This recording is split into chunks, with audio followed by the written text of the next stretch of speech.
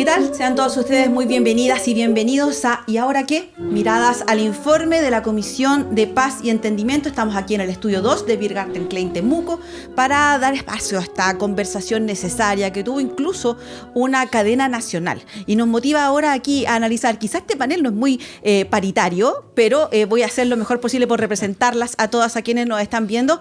Soy Silvia Paillán Campos, periodista y comunicadora mapuche. A mi derecha está Patricio Santibáñez Carmona, soy una usuaria de los dos apellidos, presidente de la multigremial Ingeniero Forestal. ¿Cómo está, Patricio? Muy bien, muy buenas tardes. Está también acá Álvaro Morales Marileo, quien es abogado y actualmente es el director de la Corporación Nacional de Desarrollo Indígena, conocida como CONADI. ¿Cómo estás, Álvaro? Muy buen día, muy bien también. Y también acá un reconocido académico, Jorge Pinto Rodríguez, Premio Nacional de Historia el año 2012. ¿Cómo está, profesor? Muy bien, muchas gracias por la invitación. Bueno, estamos todos presentados, ahora no nos queda más que conversar y vamos a comenzar al estilo mapuche por la derecha. Dando cuenta, Patricio, ¿cuál es la mirada que hay y que tienen ustedes como gremio respecto a esta Comisión de Paz y este informe entregado? Bueno, primero nos parece que es un proceso muy valioso, muy necesario, en el sentido de que hay que buscar soluciones dialogantes, conversadas, respecto de una situación que nos complica ya por muchos años. Para todas las partes no hay conformidad con la situación actual. Hay demandas insatisfechas, ¿no es cierto? Hay efectos no deseados. Y eso significa que esa es la forma de resolver los problemas, conversando y planteando directamente. Y en ese sentido entendemos que el proceso lo calificamos muy positivamente y muy valioso. Sin embargo, el resultado de esto hay que entenderlo como una propuesta, como es lo que es. Es un problema muy complejo que tiene muchísimas aristas y que en definitiva tiene altísimos costos. Y es la sociedad chilena es la que tiene que resolver en función de las mayorías, y esas mayorías se representan en el Parlamento, las que tienen que legislar considerando este insumo y otros insumos. En definitiva, hay que entenderlo como una propuesta y eso es. Respecto al contenido del informe, nosotros tenemos observaciones y reparos, cosas que son perfectibles, mejorables, pero que serán parte de la discusión del Parlamento.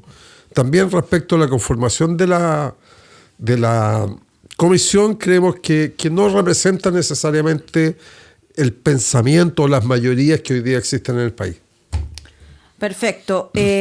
Álvaro, en representación, en definitiva, esto no es cualquier comisión, no es una mesa de trabajo, es una comisión presidencial. Y teniendo en cuenta ese apellido a esta comisión, ¿cuál es la mirada de CONADI respecto de este avance o de este informe en definitiva? Sí, muy bien. Bueno, primero nosotros como CONADI fuimos los principales sentados al banquillo en la Comisión Presidencial para la Paz y el Entendimiento. Y fue un proceso bastante largo, tortuoso, de levantamiento de información, de, por supuesto, muchos requerimientos sucesivos, donde nosotros creo que encontramos una oportunidad para que se examinara con la profundidad que merece el actuar de las políticas públicas en estos últimos 31 años. Porque estas políticas públicas están en la mochila de CONADI, en su misión y visión, pero son políticas que se tienen que ejercer con una capacidad institucional que está bastante alejada de lo que se nos pide. Entonces, en estos 31 años, CONADI ha hecho todo lo que puede con lo que tiene, pero las críticas que se hacen a la política indígena y a CONADI muchas veces están mediadas por esta falta de capacidad y herramientas que ha entregado el Estado. Por lo tanto, yo lo primero que tengo que decir acá es que considero que esta instancia era absolutamente necesaria, después de 31 años de ejecución del Acuerdo de Nueva Imperial. Y bajo esa perspectiva, valoramos profundamente la convicción política de los diferentes implicados, de poder sentarse a dialogar desde posiciones que son dualistas muchas veces y de tratar de encontrar el ancho o más bien estrecho camino del medio que surja del diálogo y el entendimiento profundo de uno de los problemas, yo creo, más complejos que arrastra nuestra sociedad desde, yo creo, la vuelta a la democracia al menos. Profesor Pinto, desde la academia, ¿cómo se ve esto? Porque es conocida su postura, sus escritos en torno a la temática mapuche. ¿Cómo ve este nuevo escrito, valga la redundancia, pero ahora surgido desde la mirada política? Bueno, yo quisiera aclarar que no represento a la comunidad académica. Mis opiniones son absolutamente personales. Pero de alguna manera creo que responden a lo que varios de nosotros pensamos al respecto. Bueno, lo primero, yo coincido con don Patricio Santibáñez en el sentido de valorar lo que significó este esfuerzo que hace el gobierno. Absolutamente necesario, conveniente y oportuno. En segundo lugar, yo creo que fue una comisión constituida por personas que conocen el tema, por lo tanto cuentan con la legitimidad necesaria para abordar la situación que existe hoy día. Respecto de la CONADI, yo también comparto algunos de los juicios que se formularon, ¿no? En el sentido de que careció a veces de las herramientas necesarias, de los recursos necesarios para avanzar en la solución del conflicto. Este es un conflicto de larga data. La Comisión reconoce que partió en el siglo XVI, ¿no? Pero se agudizó en el siglo XIX y se agravó en los últimos años a propósito de la emergencia de los grupos radicales que respondieron con la violencia a la violencia del Estado. Lo que no significa legitimar la violencia, significa simplemente entender por qué se produce la violencia. Habiendo reconocido el valor que tiene la propuesta que hace la Comisión, yo tengo una serie de reparos y observaciones porque en realidad la Comisión no propuso soluciones, diseñó una ruta por la cual hay que transitar en los próximos años. Y el presidente Boric, en el discurso con el mensaje que emitió el día en que se entregó el informe, ¿no?, fue muy claro al decir que probablemente se pueda avanzar en lo que resta de su gobierno en 5 puntos concretos y nada más. El resto depende del futuro.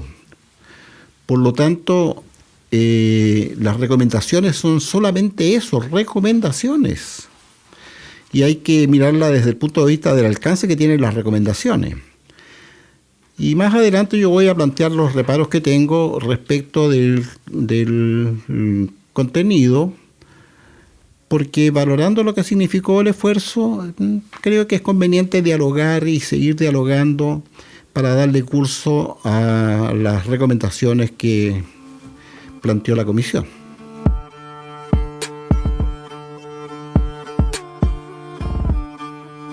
A ver, sentamos varios precedentes respecto de si hay una hoja de ruta, si se plantean soluciones, qué tan necesario es, etcétera. Sin embargo, aquí hay un concepto que nos plantean en estas miradas al informe y que básicamente dice relación con los ejes en torno a su legitimidad o ilegitimidad. Cuando el profesor Pinto planteaba, y también Patricio, planteaban respecto de quiénes son los integrantes de la comisión.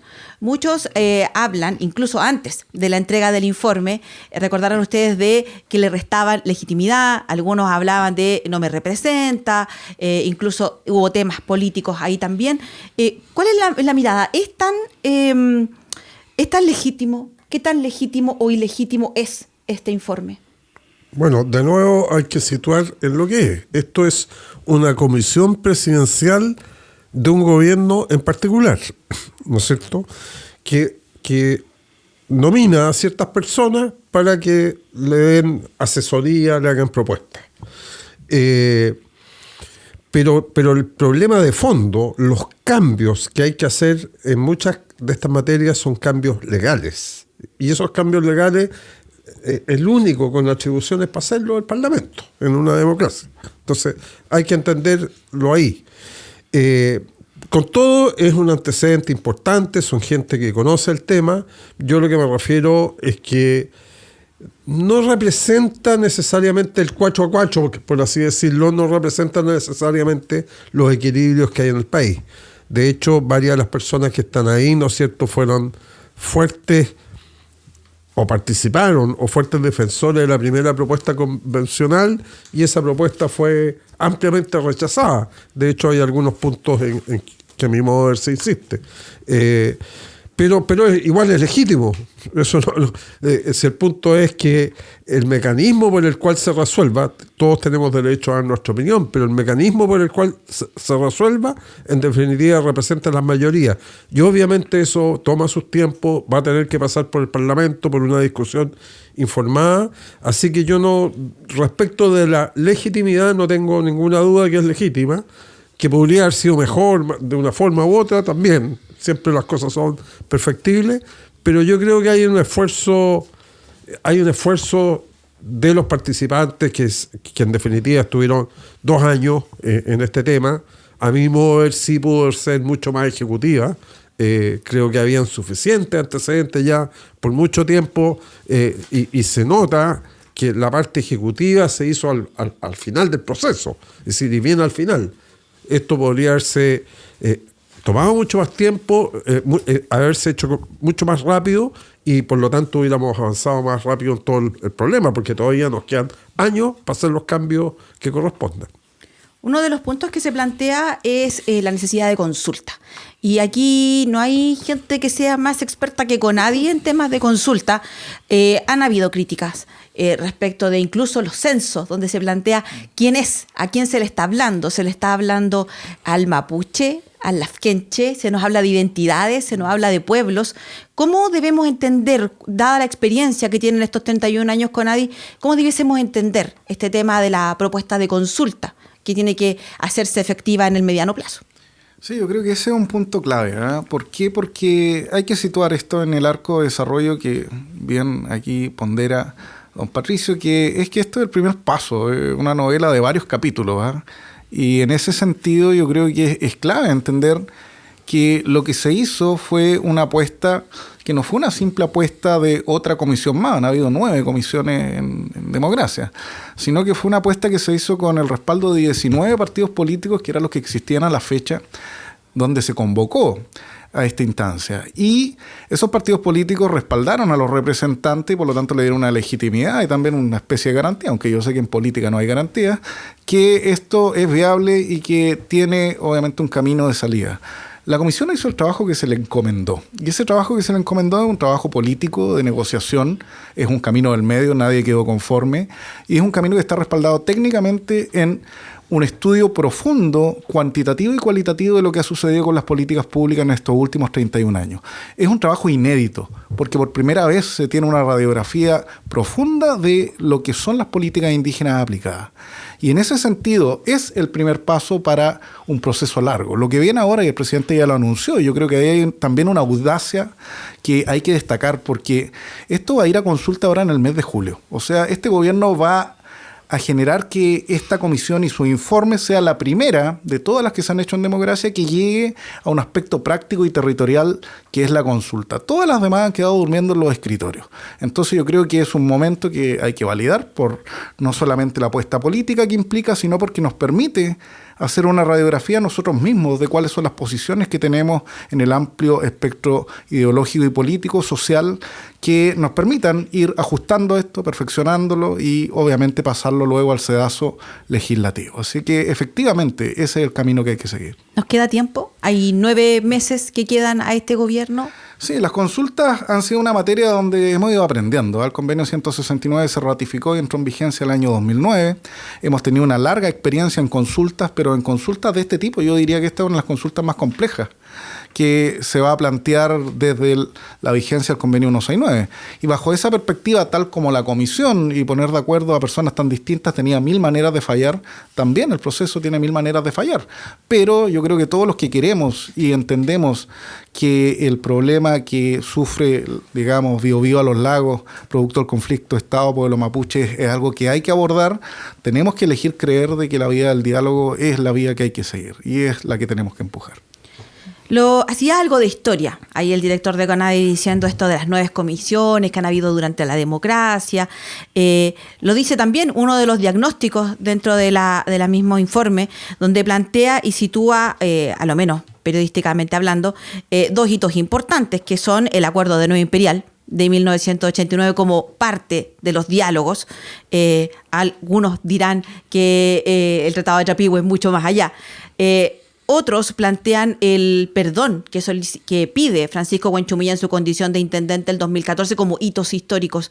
Desde la mirada histórica, profesor Pinto, ¿qué tan legítimo, qué tan viable es poner en práctica esto? Porque lo decía el director, hemos tenido comisiones, hemos tenido llamados a la participación donde legítimamente o ilegítimamente hay personas que se restan, siendo parte de los incumbentes en estos temas, se restan. ¿Cuál es la mirada desde esta abstracción más académica, más desde la historia, de lo que nos enseña en definitiva la historia para, obviamente, no cometer los mismos errores? ¿Qué es lo que nos dice respecto de qué tan viable o no viable es llegar a un acuerdo, llegar a acciones concretas con este informe? Yo considero que la propuesta de la comisión es legítima, válida y necesaria. Pero yo tengo dudas respecto de quiénes van a construir la ruta, porque ellos dijeron vamos a establecer una ruta. Pero ¿quiénes van a ser los responsables de levantar esa ruta, de construirla, de pavimentarla, como ustedes quieran llamarla? Y entonces yo tengo serias dudas, porque le traspasamos esta responsabilidad a la clase política. Y entonces yo me pregunto, ¿a qué clase política? ¿A la clase política que hoy está instalada en el Congreso? ¿O a la clase política que vendrá el próximo año si es que hay cambios? Y si hay cambios radicales en la composición del Parlamento, todo esto puede llegar en nada. Eso es lo primero. Lo segundo, ¿de qué clase política estamos hablando? De una clase política que cuenta con el respaldo del 10% de la población, que califica que es una clase política absolutamente corrupta, que está involucrada en una serie de episodios de triste recuerdo. Entonces, ¿cómo le podemos traspasar esa responsabilidad a esos agentes políticos? Y yo lo digo siendo militante de un partido político. Entonces, hay una crisis política en el país que probablemente no refleje lo que nosotros esperamos que se logre a través de las recomendaciones que hace la comisión nombrada por el presidente Boric. Se supone que esta hoja de ruta, estas recomendaciones que plantea la comisión son lo que se denominan los 20 más 1, porque son 20 recomendaciones 21. más una que habla de cómo se implementa, en definitiva, más que una recomendación, es decir, así se implementa. Exactamente. Tomado eso y habiendo escuchado la cadena nacional del presidente el día 22 de mayo, él plantea, en definitiva, 6 anuncios presidenciales. El primero, un nuevo sistema de tierra, y ahí la pelota a CONADI nuevamente, donde tiene este tema instalado ahí. La reparación integral, y no es casualidad que esté esa palabra, integral a las víctimas. El reconocimiento constitucional, que alguien lo dijo por aquí, también era parte de cuando se hizo este plebiscito constituyente. La nueva institucionalidad indígena, tendremos un nuevo ministerio de los pueblos, un consejo de pueblos, ahí queda eso ahí en la palestra. Un plan de reactivación económica, donde en definitiva se habla de eso, de descentralizar las decisiones y los recursos. Y por último, uno cuando decía nueva institucionalidad, se termina la CONADI, se crea otra. No, en el sexto hay un fortalecimiento de la CONADI.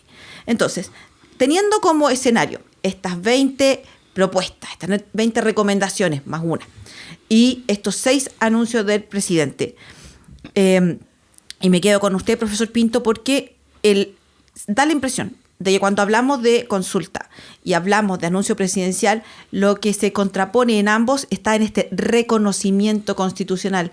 ¿Qué se entiende? ¿Qué debiese entender alguien que nos está viendo ahora y que dice, bueno, pero si este tema ya se vio en los constituyentes, ya lo vieron y se rechazó? ¿Por qué de nuevo aparece acá si ya está resuelto?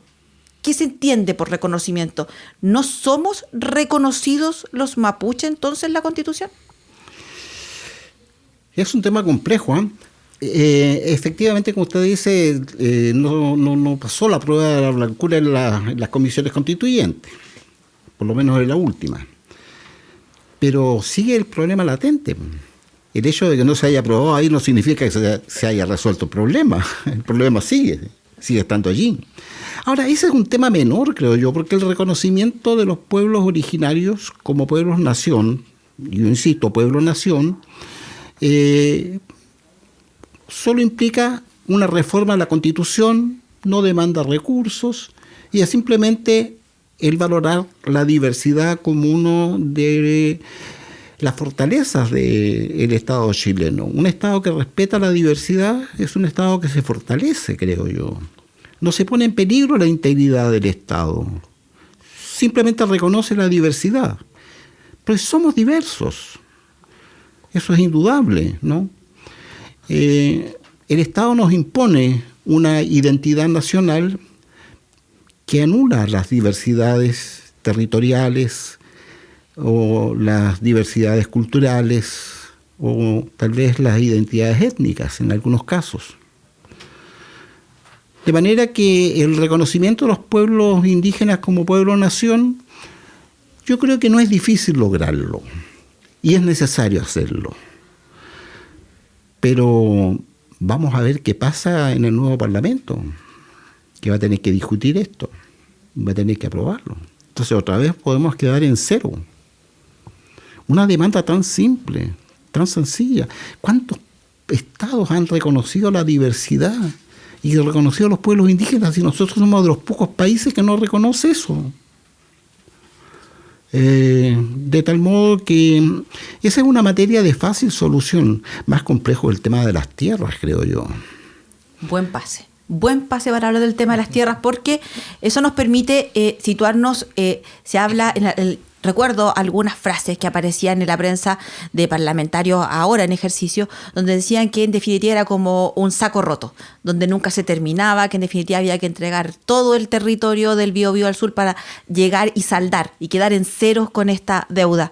Recuerdo también una columna que en su minuto escribió Venancio Coñuepan, donde él decía que el tema de las tierras se terminaba cuando llegasen a entender que esto no era un beneficio, no era como obtener la casa propia a costo cero por el Estado, sino que en definitiva la restitución de un derecho ancestral que fue quitado. ¿Se entiende así? Desde la CONADI se entiende así como un derecho más que un beneficio de aquí tiene las llaves de su casa, las llaves de su tierra.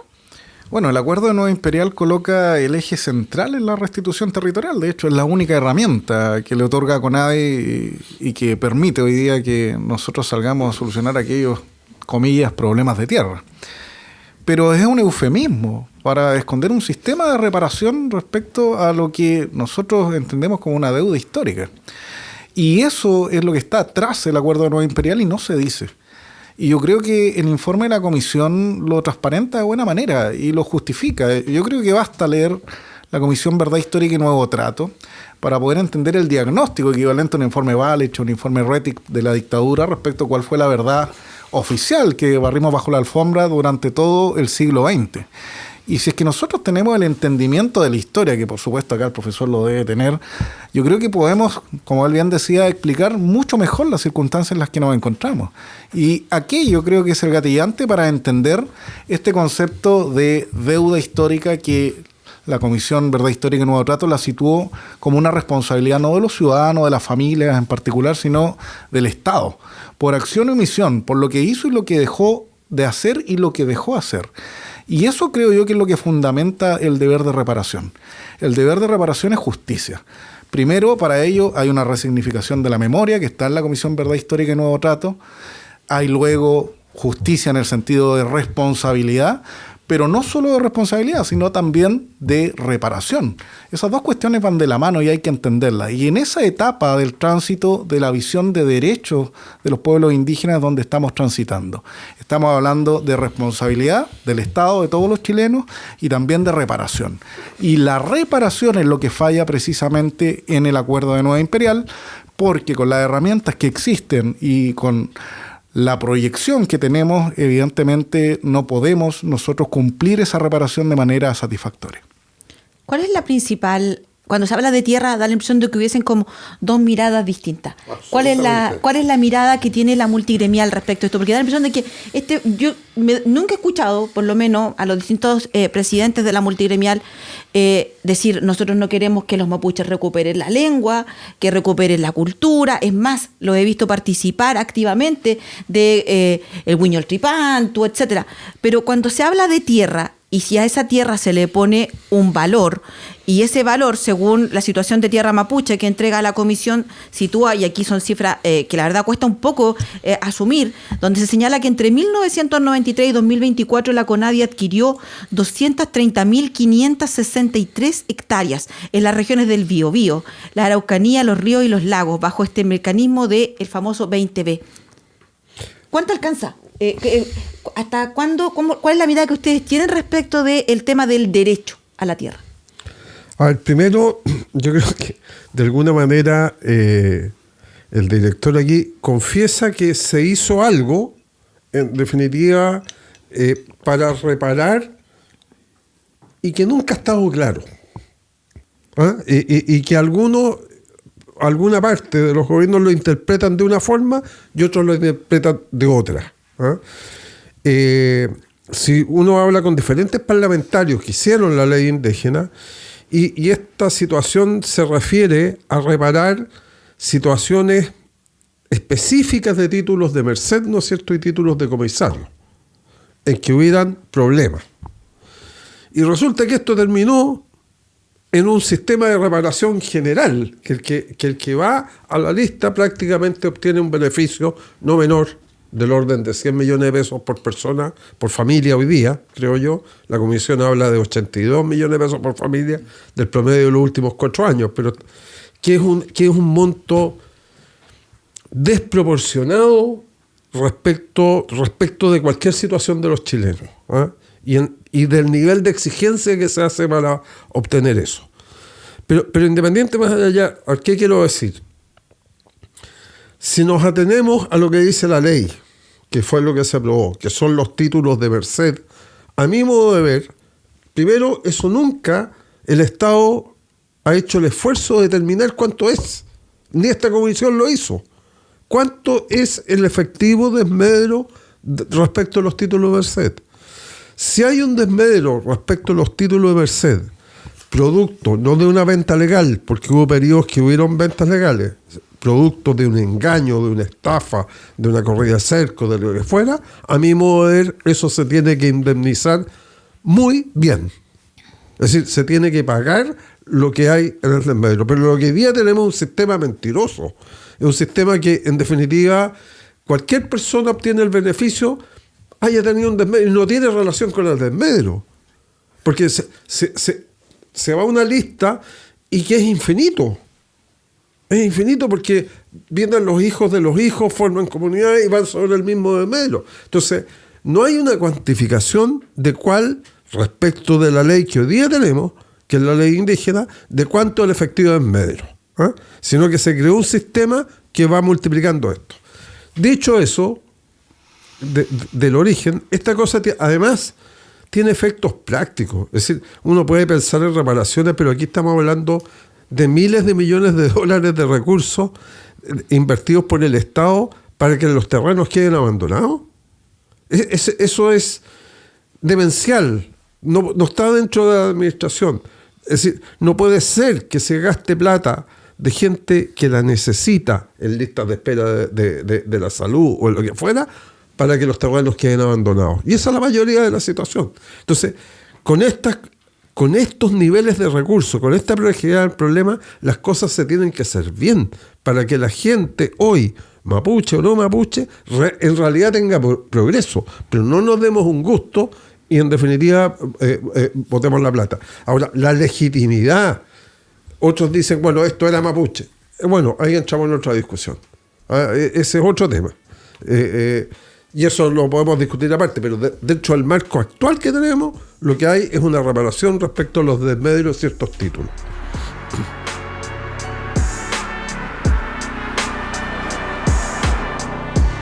Cuando planteamos el tema de las tierras, hablábamos de que se ponen números, ¿cierto? Pero también está lo que de alguna manera plantea Patricio, plantea el profesor Pinto, y que es en relación con el desarrollo económico. Yo creo que ninguno de los que está aquí, quizás de los que están viendo también en su casa, pudiese decir, no, estoy en contra del desarrollo económico. A mí me queda un punto, quisiera por favor. hacerlo.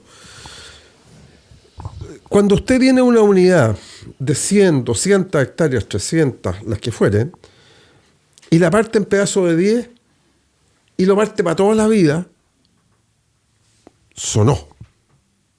Perdió la competitividad. El agricultor chileno, mapuche, no mapuche, lo que sea, compite en el mundo. Si nosotros estamos aquí, pero el precio del trigo lo fija el mundo, no lo fijamos nosotros. No sé si lo fija. Entonces, usted tiene que tener economías de escala. Segundo, usted le pasan un terreno mínimo, si ustedes le pasan 100 hectáreas, supongamos que un predio tenía 100 hectáreas, bueno, tiene que tener 150 millones de pesos para trabajarlo. Y resulta que el Estado no los tiene. Si no, no me vengan con cuentos. El Estado no tiene esa plata para ponerla, si no tiene para solucionar problemas más básicos. Tercero, tiene que tener personas con capacidad para hacerlo. No es que sea cualquiera que se ponga en la lista. ¿Quién compra un campo? ¿Quién saca a su bolsillo 100, 200 millones? Alguien que tiene la capacidad de hacerlo porque lo ha hecho. Entonces, le pasamos tierra a personas, buenas personas, no digo que no, pero que no tienen las capacidades porque nunca lo han hecho y porque no tienen la formación. Entonces, en definitiva, creamos pobreza. Porque esos campos quedan botados, abandonados, partidos en pequeños campos. Mire, ustedes todos probablemente tengan otra visión, pero cuando yo era niño, nos enseñaban que el problema de la pobreza en la región era el minifundio. Pedacitos chicos que no tenían capacidad de sustento. Y lo que estamos haciendo es convirtiendo esto en minifundios. ¿Por qué tenemos tantos caminos? ¿Por qué las propiedades son chicas? ¿Por qué no tenemos pobreza en los campos? Porque las propiedades son chicas y no tenemos la capacidad. Entonces, hemos hecho una cosa totalmente irresponsable y el informe sigue en la misma, que es repartir una quimera que en definitiva no resulta. La experiencia dice que el desarrollo tiene distintas miradas. Hablaba acá Patricio desde las economías de escala. Mucho se ha escuchado también respecto del cooperativismo. Recuerdo que fue uno de los planteamientos que surgió y se incrementó en pandemia, esta cosa de compremos asociativamente, etcétera, y se ve como un gran valor el tema positivo y se le asocia a las comunidades mapuches debido a que, obviamente su nombre lo dice, trabajan en comunidad. Dicho esto, cuando se plantea el desarrollo y viendo desde el punto de vista del Estado, director, cuando uno lo plantea desde ahí, es posible, dado el escenario que nos plantea Patricio como gremio, es posible entender esta propuesta, sacar de ahí algo que nos permita hablar de desarrollo pensado también y considerando la mirada de las comunidades indígenas. Por supuesto, eso se ha dado y tenemos muchos ejemplos al respecto. Yo aquí lo primero que quiero decir, y es de mentira, los terrenos no se encuentran botados. Han habido estudios que han sido, digamos, de gobiernos de derecha y de izquierda, que dicen lo contrario. De hecho, el último fue de Piñera 2 y nosotros lo presentamos en la Subcomisión de Agricultura. Que no estén explotados, digamos, al nivel que se pretende por la multigremial en una circunstancia distinta. Pero lo que nosotros deberíamos entender acá, y yo creo que esto es lo básico para entender de lo que estamos hablando, primero es que los terrenos no se entregan para ser explotados. Ya hay una autodeterminación de los pueblos indígenas que lo que genera es que tengan una base material para que perviva su cultura y cosmovisión. Y en ese sentido ellos son libres de hacer lo que estimen conveniente. Lo segundo es que el bien inmueble es de demanda inelástica, por supuesto que no se puede reproducir, sí que tenemos un tema. Entonces yo creo que acá hay que emanciparse de esa mirada que está anclada en el Acuerdo de Nueva Imperial y la ley indígena y ver lo que propone la Comisión. La Comisión lo que propone es reconocer efectivamente aquello y diversificar las soluciones y dar con autodeterminación la posibilidad de que las comunidades elijan lo que necesitan. Cuando exista tierra, muy bien, se entregará tierra, están las fuentes ahí debidamente determinadas, taxativas, y cuando no exista se tiene que pasar a ver otro tipo de opciones. Y aquí yo creo que eso también se hace cargo de la diversidad de las demandas que existen hoy día y la diversidad de las formas de habitar la indigeneidad. Y por supuesto algunos van a optar por otro tipo de cosas o eventualmente van a esperar los 6 años para poder optar al dinero en efectivo. Yo creo que salir del paternalismo es clave y el informe lo permite. Coloca de nuevo la voluntad de poder decidir en las comunidades y ellos son los que tienen que tomar la opción 1 o la opción 2. El tema de la tierra todos sabemos que es inelástico. Sabemos obviamente que necesitamos tener sustentabilidad agroalimentaria y nosotros estamos totalmente de acuerdo con eso, pero lo que yo me pregunto, y eso creo que es clave, es por qué los pueblos indígenas, las comunidades indígenas no pueden también tomar la opción de explotar las tierras a un buen nivel. Nosotros tenemos tremendas opciones que podemos mostrar y tenemos ya algunos reportajes al respecto de comunidades que están produciendo hoy día a niveles muy sobre la media. Por lo tanto, lo que falta acá son oportunidades. Y ese es el tema de fondo. Con las oportunidades sobre la mesa, las capacidades están repartidas de igual manera y accediendo a ellas, moro y cristiano vamos a poder vivir en paz y con un buen desarrollo económico y con dignidad. A ver, primera cosa, qué bueno que hayan ejemplos y no hay nada más reconfortante que ver cuando las personas progresan y hacen las cosas bien. Es decir, primera cosa. Y sobre todo cuando vienen de situaciones difíciles. Aquí no hay nada, ni un asomo de decir indígenas, no indígenas, es lo que yo estoy diciendo, para que quede claro. Pero la verdad es que cualquiera que conozca la región sabe que los terrenos mayormente están abandonados y que tienen escasa producción. Y eso es un hecho. Es decir, los números totales dicen que van bajando. Lamentablemente, el Estado, tal como ha gastado miles o $1.000 millones, que es muchísima plata, podría haber gastado menos de un 1%, un 0,01 en evaluar cómo está la producción de esos campos. Yo creo que es legítimo que las personas dispongan de lo que quieran. Tienen todo, pero no con plata del Estado. O sea, si yo obtuve recursos porque me esforcé y quiero decir que esto se dedique a tal cosa y lo compré, perfecto.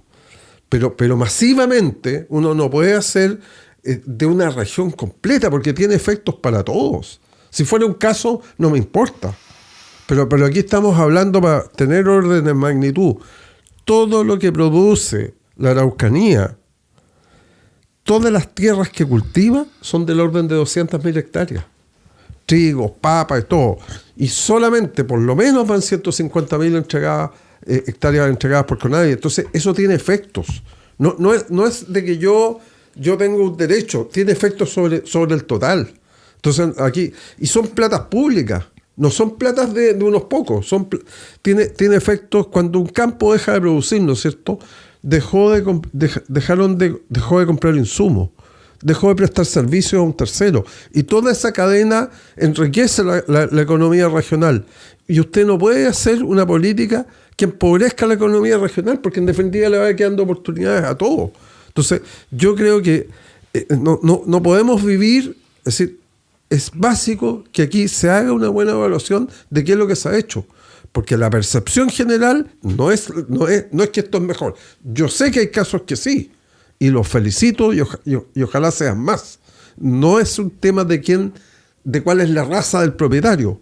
Aquí lo que importa es que el propietario efectivamente haga buen uso de esa tierra y genere el bien social, que es tener una producción y que generar trabajo y generar un ambiente económico que corresponda. Y no podemos destruir las capacidades productivas, y eso es lo que hemos hecho. Destruir las capacidades, hacer las cosas bien. Y hablábamos de reconocimiento también. Nos plantea también un desafío la comisión, y que lo decían, ahí agarraba el guante CONADI diciendo, están pidiendo nuevas instituciones. ¿Queremos más Estado para esto? No. ¿Queremos más Estado? Sí, no se sabe. Van a haber cambios en la CONADI. ¿Va a ser la CONADI la que proponga y decir cómo se amplía o cómo se adecúa esta cancha? ¿Cómo se ve la CONADI siendo parte de la solución y del problema? Sí, es una muy buena pregunta. Yo quisiera solamente tomar el último punto acá sí, y decir que no solamente la mirada económica es algo que nos debe decir hacia dónde vamos, ¿eh? Yo creo que tanta riqueza económica se olvida muchas veces de la riqueza de la diversidad sociocultural. Y eso es lo que está en juego acá en este tema. Son otras clases de visiones que también hay que colegir, porque tenemos mirada hegemónica, no cabe ninguna duda, y el poder económico y el desarrollo económico son importantes. Pero también tenemos un Chile diverso, profundamente rico en cuanto a su patrimonio cultural, que tenemos que defender y evitar que desaparezca. Esa es la visión que tiene el derecho indígena en el ámbito internacional. Bases materiales para que florezca la cultura y la cosmovisión. Y eso es algo que en la Araucanía se ha perdido. En las 4 regiones se ha ido perdiendo progresivamente. Entonces yo creo que hay que tener también ese elemento sobre la mesa. Y respecto, bueno, a la CONADI como institución, sí, efectivamente la CONADI partió en el banquillo y, como bien se lee en el informe, tiene una recomendación de fortalecimiento. Y yo creo que eso es un vía crucis que vivimos dentro de la comisión para poder llegar a explicar con fundamentos, con números, cómo es aplicar las políticas indígenas que ha establecido el Estado. Nosotros no elegimos las políticas indígenas, nosotros las aplicamos. Tenemos un mandato legal. Alguna vez alguien me dijo, dejen de sacar aplicabilidades. Si yo dejo de hacer lo que estoy mandatado, el día siguiente estoy fuera con nadie. Tenemos un mandato que surgió democráticamente, y eso nosotros lo vamos a defender y lo vamos a llevar adelante. Si hay cambios democráticos nuevamente al sistema, evidentemente los tenemos que respetar, y aquí hay una posibilidad de cambio. Pero ¿hacia dónde va esa posibilidad de cambio? A entender que hay que fortalecer el músculo y el aparataje del Estado para poder acompañar precisamente los procesos que demandan las políticas públicas indígenas. Y en ese sentido, la política pública indígena es la que gana en el informe de la comisión. Se postula una unidad de alta jerarquía, que podría ser un ministerio que ya está consultado por lo demás, y hacia abajo una mirada peculiar que saque del Ministerio de Desarrollo Social y la visión económica de esto. Por supuesto que el problema indígena es un problema de pobreza multidimensional, no cabe ninguna duda, pero es mucho más que eso. Es mucho más que eso, y esa otra mirada es la que nos hace falta. Y esa mirada la tiene que dar un ministerio particular, separado de los problemas socioeconómicos, y que entienda esto como se entiende en los países desarrollados. Sí, ¿me permite? Sí, por supuesto. Mire, yo quiero volver sobre el tema de las tierras. Es un tema bastante complejo, pero yo quisiera recordar algo. En primer lugar, el propósito del Estado cuando llegó a la Araucanía era instalar pequeñas propiedades al estilo de la experiencia norteamericana, porque las grandes propiedades utilizan extensivamente el territorio. En cambio, la pequeña propiedad puede hacer un uso intensivo del territorio, por cierto, elevar los niveles de productividad. Pero toda esa política de tierras debe ir acompañado de un apoyo, ya sea del Estado o ya sea de algunas instituciones que contribuyen a lo que yo voy. La innovación tecnológica, la modernización de la economía. Entonces, nosotros todavía estamos produciendo como se producía hace 50 años atrás. Y la experiencia histórica demuestra que muchas veces incorporamos tecnología cuando ya pasó el ciclo que favorecía los productos que nosotros enviábamos al extranjero. Vivimos a expensas de los mercados internacionales, cuyos precios se fijan afuera, como decía Patricio, ¿no? Vivimos a expensas de conflictos militares que a veces cierran los pasos, obstaculizan la navegación, etcétera, etcétera. O sea, son economías muy débiles, economías francamente inviables en el largo plazo. Entonces el tema de la tierra es bastante más complejo, y particularmente el caso de los campesinos. Porque si Patricio dice que aquí hay pobreza, esa pobreza se observa en todos los países, pero también se observan experiencias exitosas. Ahora, yo tengo la impresión de que la pobreza es menor que las experiencias exitosas. Hay bolsones de miseria acá, sin duda. Hay bolsones de pobreza. Pero esos bolsones de pobreza son en parte, yo creo que por el abandono que han tenido las comunidades. No se les ha prestado el apoyo necesario. Las universidades hacen un esfuerzo. Incubatec, por ejemplo, de la Universidad de la Frontera, a través de la Facultad de Agronomía y Recursos Naturales, la Católica también hace sus aportes, ¿no?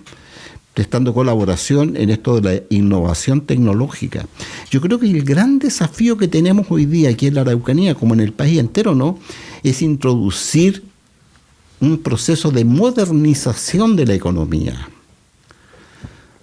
Bueno, lo dijimos, hay muchos temas aquí, pero vamos a hacer una pequeña pausa y volvemos nuevo a conversar aquí con estas miradas al informe de la Comisión de Paz y Entendimiento.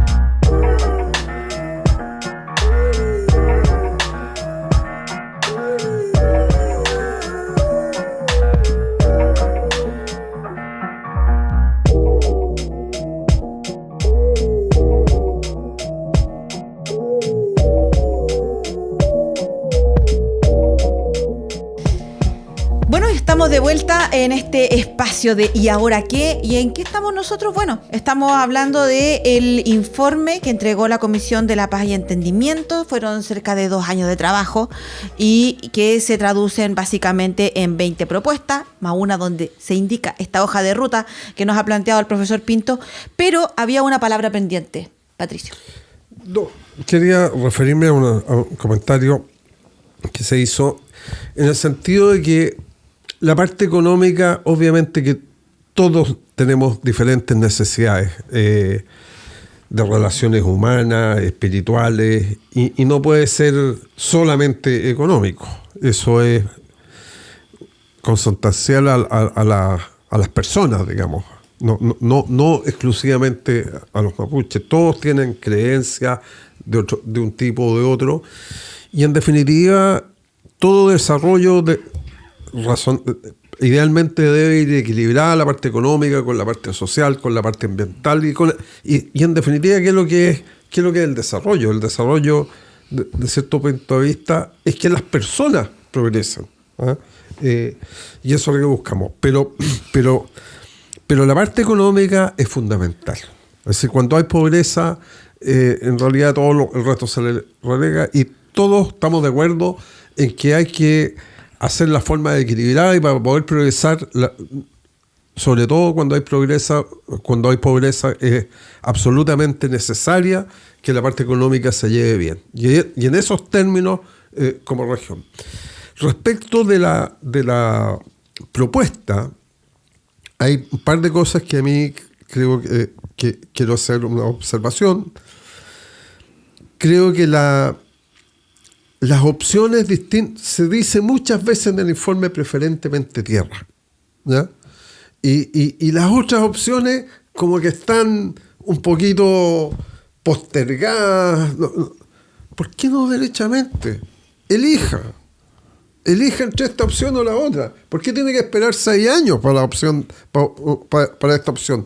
Yo me pongo en el caso de una persona mayor.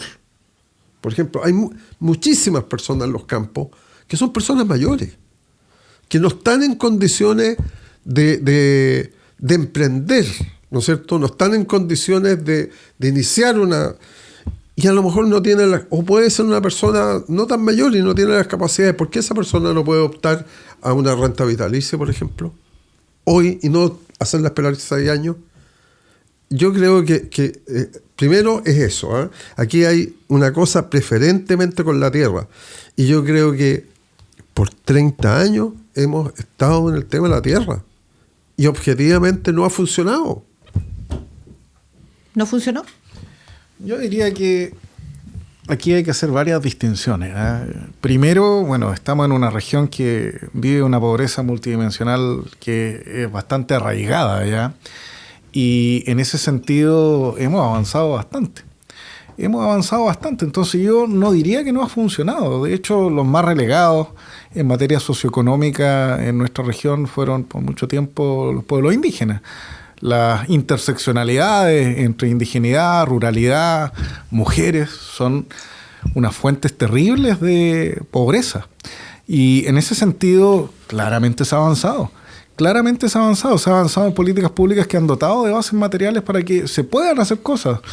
Uno no necesariamente, como bien se dice, tiene que explotar la tierra, pero vaya que muchas de las personas que aman la tierra desde la cultura indígena se instalan en los territorios y por lo menos tratan de hacer su economía de subsistencia, ¿ya? Y eso le da un uso que es productivo a la tierra y apunta hacia otra cuestión que es la felicidad intrínseca de poder hacer lo que tu identidad precisamente te dice.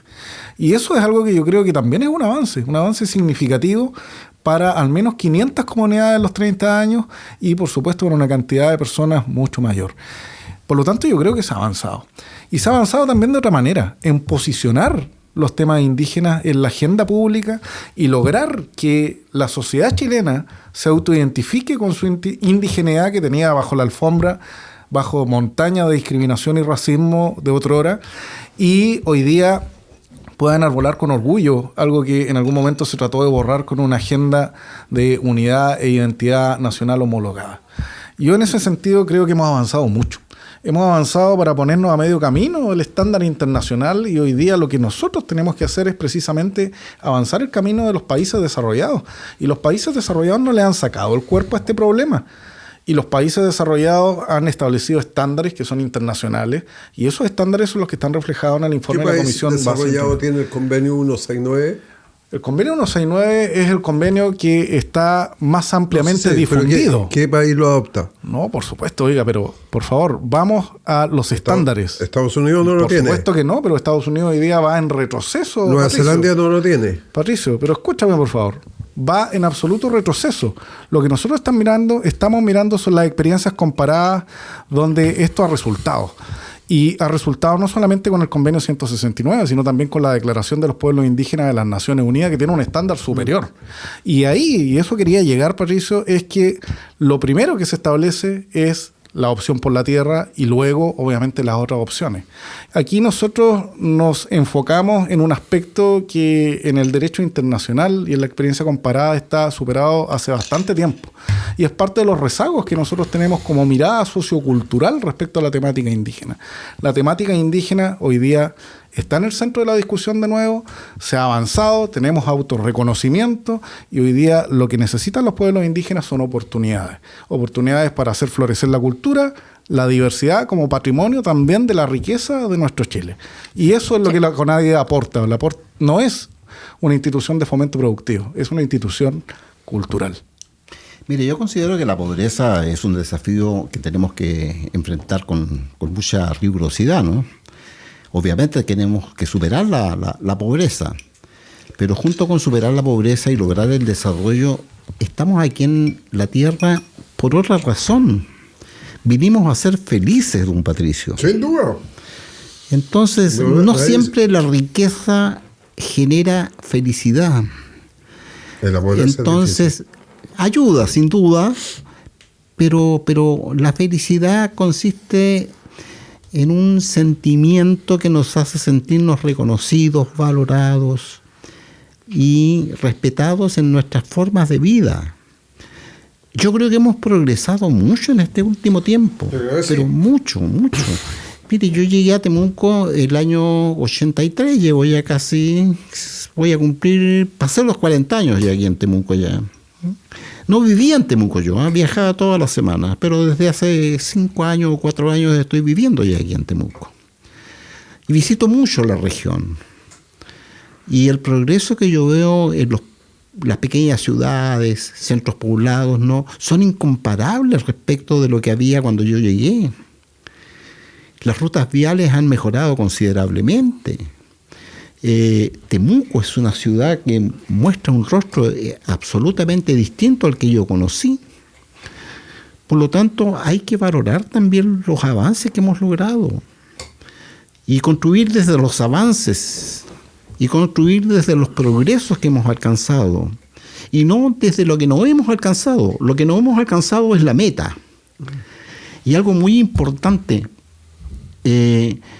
esas metas de alguna manera nos permiten plantearnos utopías. ¿Y sabe usted para qué sirven las utopías, Patricio? Para caminar. ¿Cuánto estamos dispuestos a correr el cerco? ¿Cuánto estamos dispuestos a transar?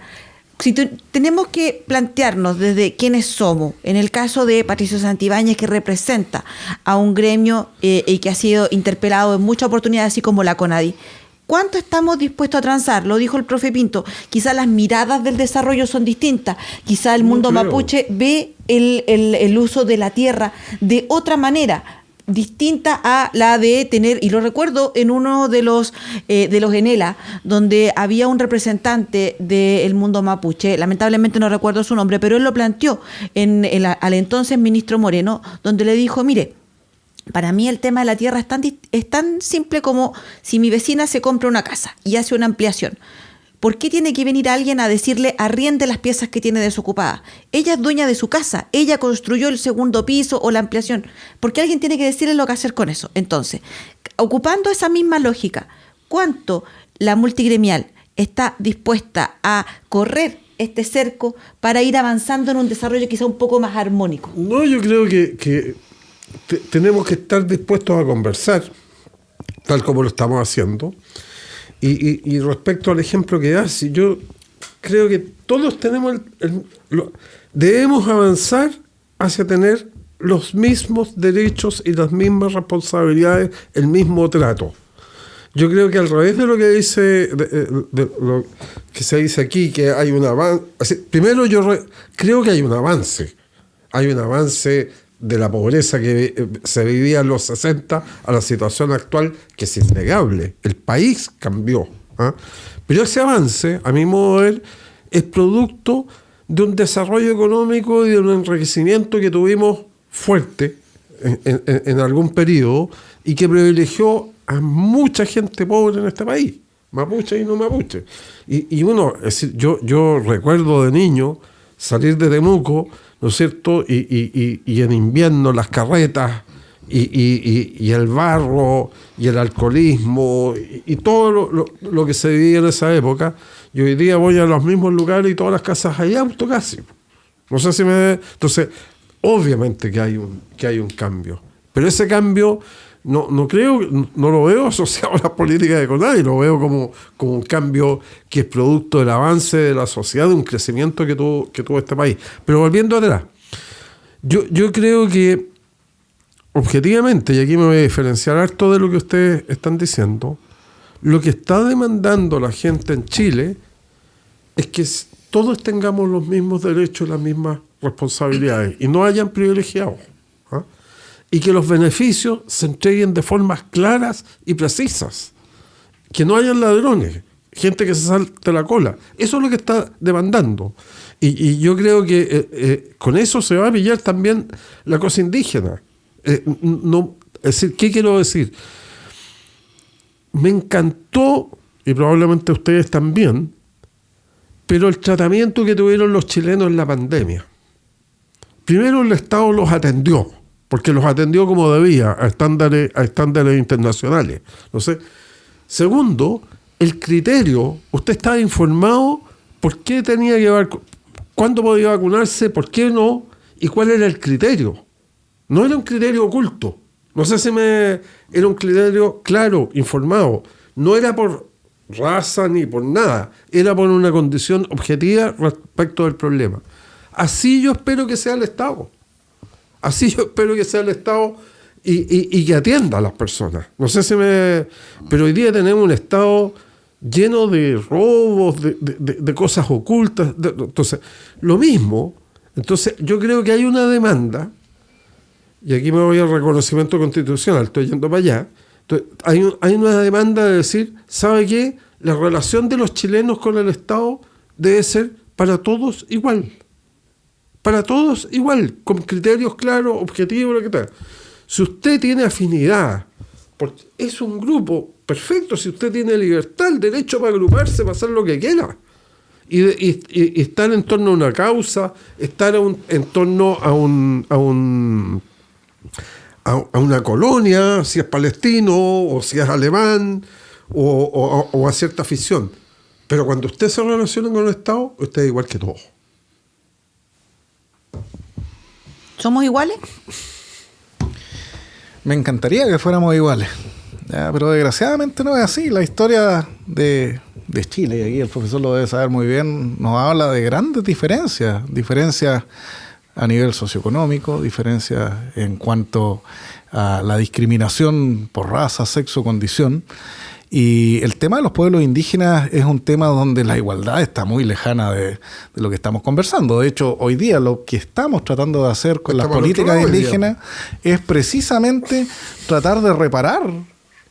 Pero que Chile recibe 100 millones de pesos. Pero Patricio, ¿me dejas terminar? Pero es que nos dijeron que no interpeláramos.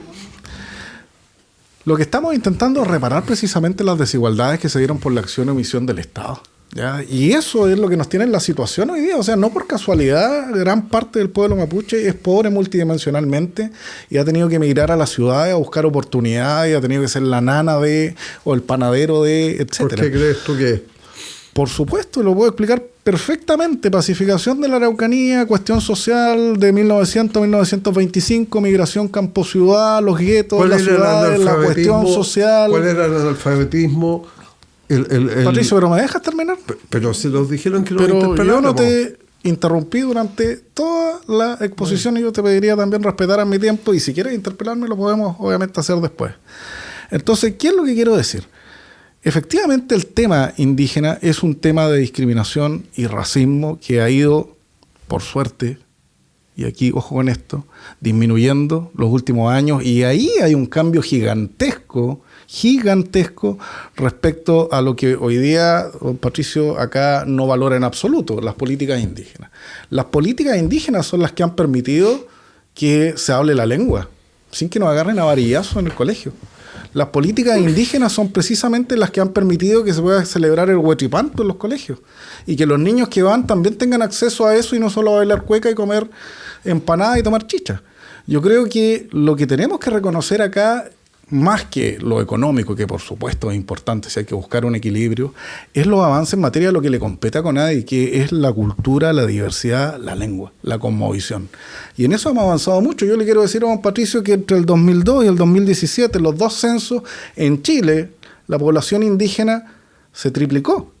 Y no es porque nos estemos reproduciendo más rápido, es porque ha cambiado algo en la psique de la sociedad chilena que nos ha llevado a entendernos mejor desde dónde venimos. Y créame que esa libertad y seguridad de saber quién eres y de dónde vienes es algo que cambia los índices de felicidad independiente de las cuestiones socioeconómicas. Y yo quiero relevar aquello. Yo quiero afirmar un poquito lo que está diciendo. El tema de fondo es acá entender que la base material es el medio para que se desarrolle una cultura que debemos valorar como patrimonio de Chile. Cuando se muere una especie biológica en el extranjero, todos rajan vestiduras, y acá hemos pasado por encima de las culturas y las hemos exterminado. ¿Con qué objeto? Con el objeto de implantar una visión unívoca.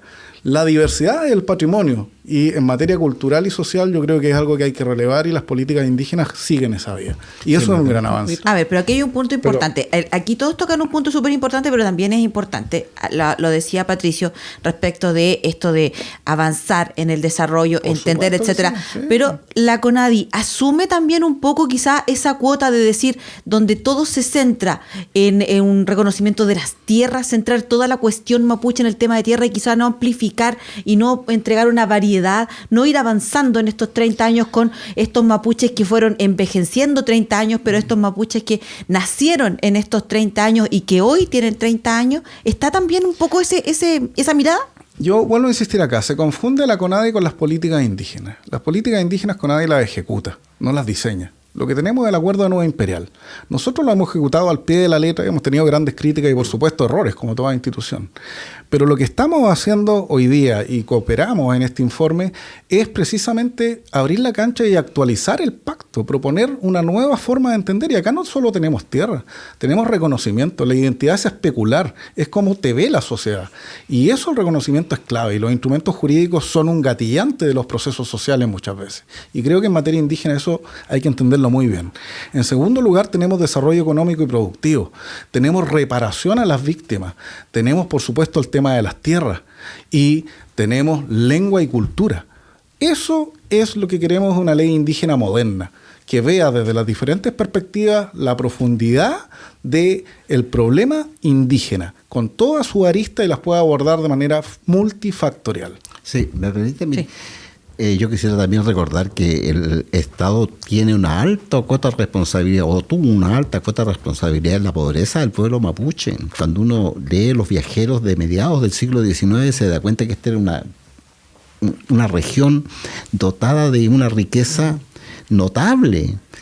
Domeico, que vino aquí a la zona, ¿no?, quedó admirado de los progresos que había logrado el pueblo mapuche y de los aportes que hacía el pueblo mapuche. Y el Estado, en la segunda mitad del siglo XIX, tiene una alta responsabilidad en la pobreza que se generó en el pueblo mapuche, en las comunidades mapuche, a través de las expropiaciones de tierra, a través de las compras fraudulentas.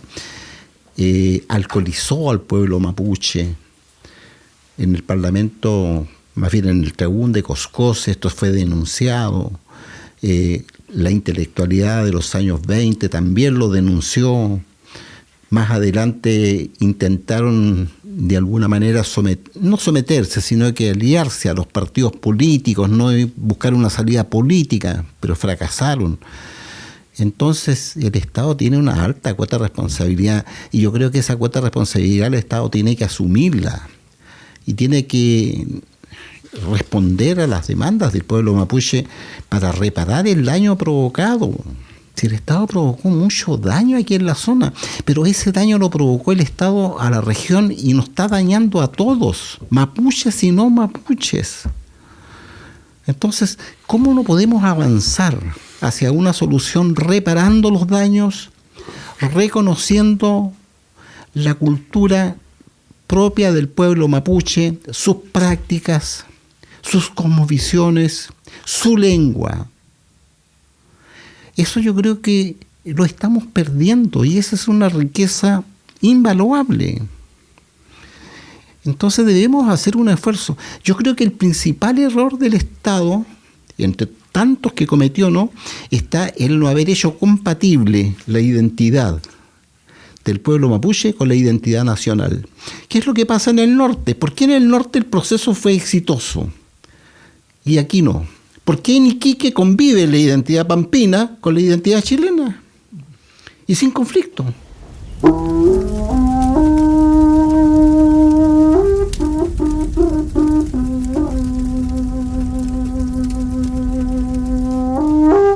Estas modificaciones, esta comisión, quizás no la vamos a ver nosotros, la van a ver otros. Y los efectos, sobre todo si es que haya encuentro o desencuentro, va a ser los jóvenes los que lo van a vivir.